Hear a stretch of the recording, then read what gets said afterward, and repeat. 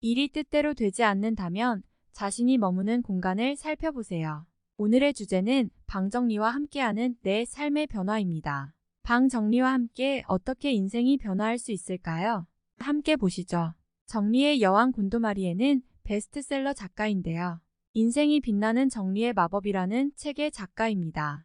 한동안 미국에서 인기였는데요. 왜 미국에서 큰 인기를 얻게 되었을까요? 책뿐만 아니라 넷플릭스 시리즈도 나왔습니다. 저도 시즌 2를 보게 되었는데 계속 집중해서 보게 되더라고요. 제가 이걸 왜 끝까지 보게 되었을까요? 등장인물이 다를 뿐 나와서 집 정리하는 건데 재미 때문에만 본 건 아니었어요. 그런데 정주행하게 되는 3가지 이유가 있더라고요. 그래서 정리해봤습니다. 첫 번째, 속이 뻥 뚫립니다. 물건들이 정리된 모습을 보일 때 속이 다 시원했습니다. 집을 정리한 건데 인생이 정리된 느낌이랄까요? 모든 옷을 한 군데 산처럼 쌓아놓는 것이 정리의 첫 단계인데요. 한 번에 나와 있는 물건들을 보고 등장인물들은 놀랄 수밖에 없습니다. 등장인물들의 모습이 리얼한 점이 두 번째 이유입니다. 다들 내가 미쳤구나 이런 표정을 지었죠. 자신과 마주하는 자기 인식의 순간이에요. 표정이 리얼하다 보니까 재미있어서 계속 보게 되더라고요. 세 번째는 버려야 할 걸 골라내는 고통스러운 작업을 할 때입니다. 한 남성은 운동화 160켤레를 가지고 있었는데 작아진 것조차 버리지 못했어요. 운동화만 그럴까요?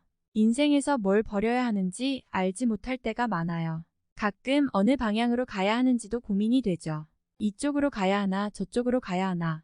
더 레이트쇼의 진행자는 곤도마리에에게 휴의 정리법에 열광한다고 생각하나요? 라고 물어봤습니다. 마리에의 대답은 사람들이 집 정리를 힘들어하는데 문제는 그뿐만이 아니라는 것입니다.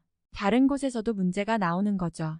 우리 마음에도 잡동사니가 있어요. 집을 정리한 사람들은 종종 이렇게 말해요. 이 사람들과 더 친하게 지내요. 이 일을 더 잘하게 되었어요. 매번 실패했던 다이어트에 성공했어요. 더 즐길 수 있게 되었어요. 환경을 정리하면 환경만 바뀌는 게 아닙니다. 다른 것도 함께 바뀌죠. 무엇이 바뀔까요? 정리의 연쇄 효과 베스트셀러 12가지 인생의 법칙을 쓴 심리학자 조던 피터슨이 말했어요. 이 세상을 탓하기 전에 방부터 정리하라. 당신이 옳지 않다고 생각하는 것들을 중단하라. 오늘 당장 자세히 설명할 순 없어도 무엇이 잘못되었는지는 직감할 수 있다. 체제를 손봐야 한다고 말하기 전에 당신의 경험을 먼저 정리하라. 피터슨은 계속해서 자신을 되돌아보거나 방을 정리하거나 본인에 대해 알아보라 하는 듯 하네요.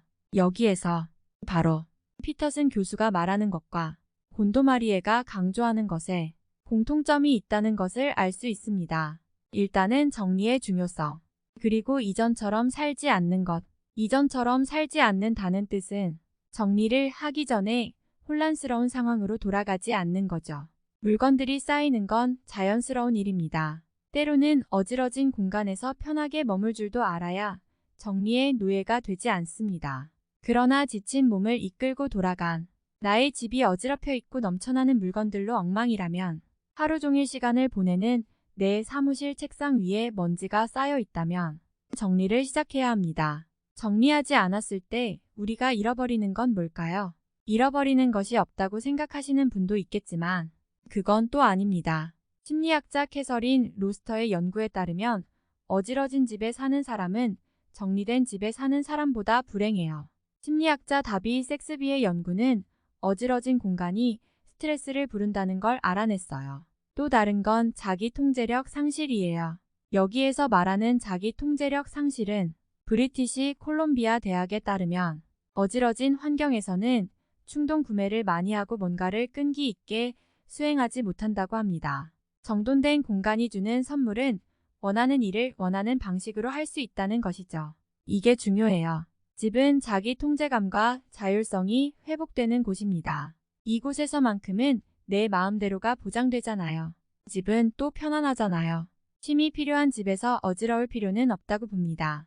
서류가 어디 있지? 당장 써야 할 물건이 어디 있는지 알 수 없고 제대로 작동하지 않을 때 나의 공간 장악력은 손상을 입습니다. 내 마음대로 어지르고 방치하다 보면 내 마음대로 살 수 없는 상황이 됩니다. 한 경영학자는 연구를 통해 집을 엉망으로 해놓고 사는 사람들에 대해 이렇게 말했습니다. 작은 공간 하나 제대로 관리하지 못하는데 제 삶을 제대로 관리할 수 있을까요? 그러고 보니 시간 관리도 잘 못하네요. 어딘가 고장난 상태일지도 모릅니다.